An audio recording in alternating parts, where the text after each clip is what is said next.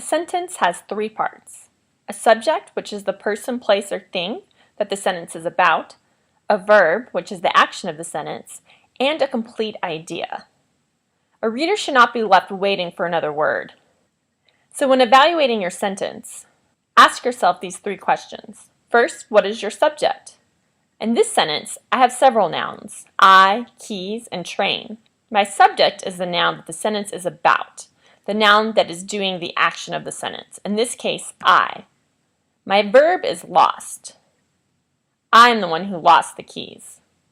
Is it a complete thought? The answer is yes. Let's look at this one. On top of the fridge beside the pile of magazines. I have several nouns, such as fridge or magazines, but none of these nouns really seem to be the thing that my sentence is about. They aren't taking any sort of action, nothing's really happening to them. So I actually don't have a subject. And part of the reason for this is also because I have no verb. Without a subject and without a verb, it's pretty much impossible to have a complete thought. So this is a fragment. So if this is not a sentence, what am I looking at? The answer is prepositional phrases, and prepositional phrases cannot stand alone. They need a subject and a verb. Your subject and verb will never be inside a prepositional phrase. Those act as units on their own. So if you're looking at this, which is just a string of prepositional phrases on top of the fridge, beside the pile of magazines, then clearly there is no subject or verb, because neither the subject nor the verb will be inside a prepositional phrase. Remember that prepositional phrases start with prepositions. So let's try and fix this fragment. If I add in an old hat was on top of the fridge beside the pile of magazines, now I have a subject, hat, a verb, was, and I do have a complete thought. I haven't left you hanging waiting for something else to finish out my idea. Let's try another one. Because I was angry. My subject is I. My verb is was. This last question is a little trickier. Because I was angry. I'm actually not completing a complete thought here. If I say this to you out of context, you're left kind of hanging. Because I was angry, what? You're missing really the rest of that thought. Now, we speak this way all the time. We often answer questions in fragments. Someone might ask me why I did something, and I might respond, because I was angry. But when I do so, I'm speaking in a fragment. Because I was angry is not a complete thought. This is actually a subordinate clause, and it's a subordinate clause because of that word because. Subordinate clauses cannot stand alone. They need an independent clause to finish out the thought. Remember that subordinate clauses start with subordinate conjunctions, words like as, unless, while, when. If I put these in front of any normal sentence, suddenly they become subordinate clauses, and they cannot stand on their own. These conjunctions indicate that there's another part of the sentence. Remember that conjunctions connect things. As soon as you use a subordinate conjunction, it's there to connect an independent clause. So if I just add the conjunction and I don't add the clause, I don't have a complete thought, and I'm left with a fragment. Let's try to fix this. Because I was angry, I slammed the door. Because I was angry is a subordinate clause. I slammed the door is my independent clause. I can connect these because of my conjunction because.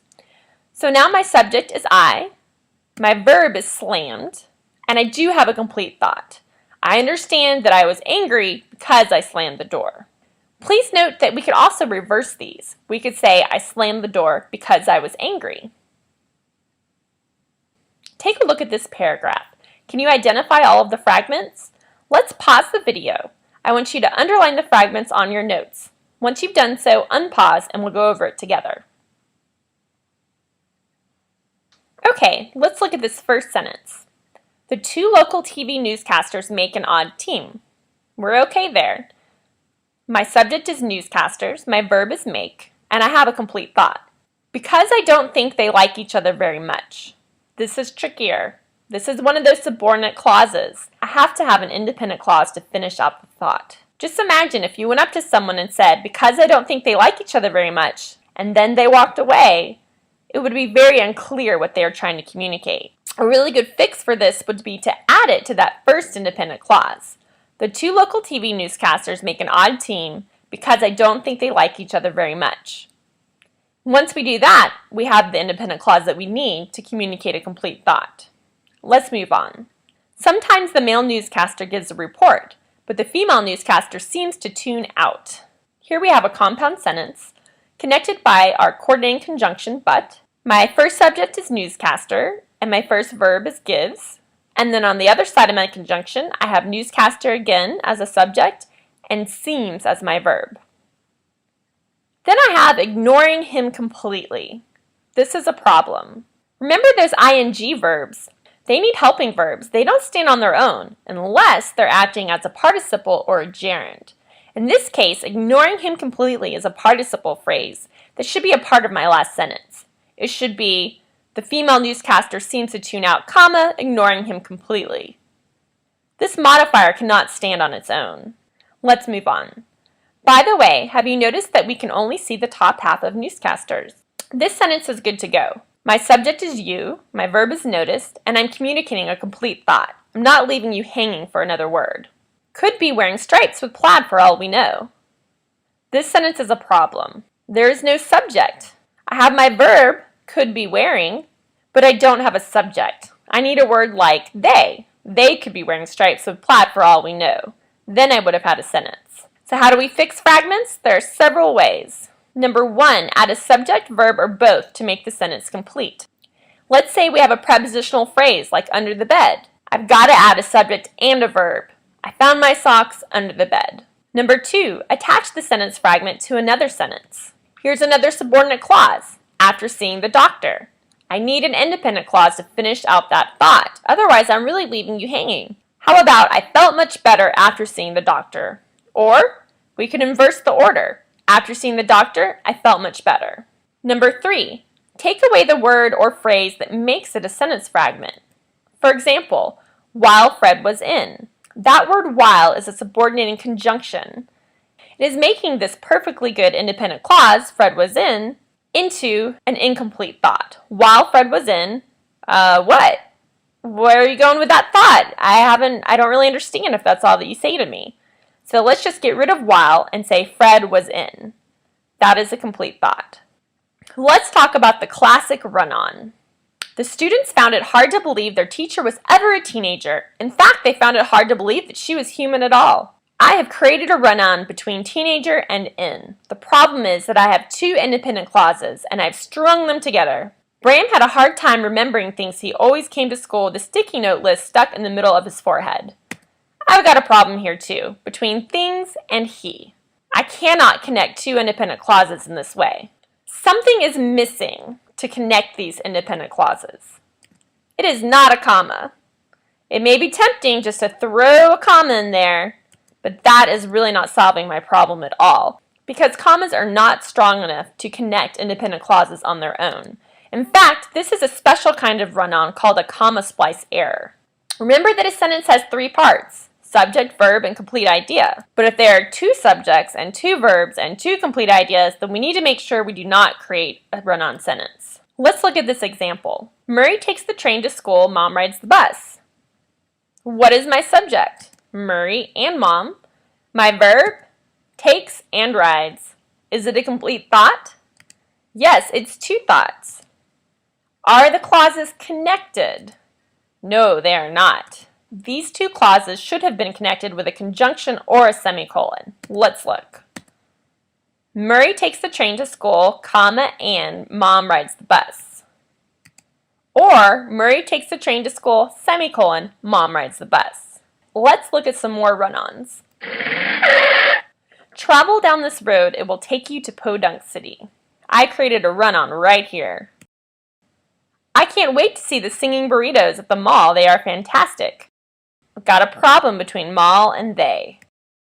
Dan is training grasshoppers to jump over hurdles. He hopes he can sell them someday.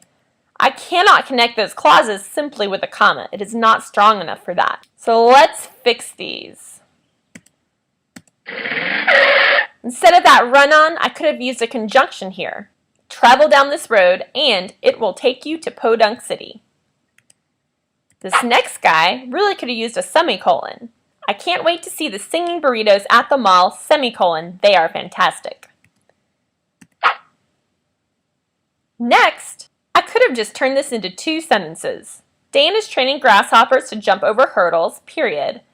Capital letter, he hopes he can sell them someday.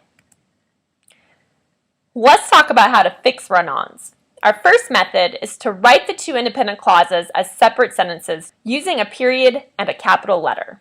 For example, Carmen loved traveling in Italy. She felt Rome was too hot. Let's make sure we've got a period and a capital letter instead of creating a run-on. Method number 2. Use a semicolon to separate the 2 independent clauses. Carmen loved traveling in Italy, semicolon, she felt Rome was too hot. Method number 3. Use a comma and any coordinating conjunction, for, and, nor, but, or, yet, so. Carmen loved traveling in Italy, comma, but she felt Rome was too hot. Method number 4. Use a subordinating conjunction. We have a couple of options here. We could say, although Carmen loved traveling in Italy, comma, she felt Rome was too hot. Or, Carmen loved traveling in Italy, although she felt Rome was too hot. Method number 5. Use a semicolon and a transitional word. Words such as therefore, thus, however, consequently, furthermore, also, or nevertheless. Carmen loved traveling in Italy, semicolon, however, comma, she felt Rome was too hot.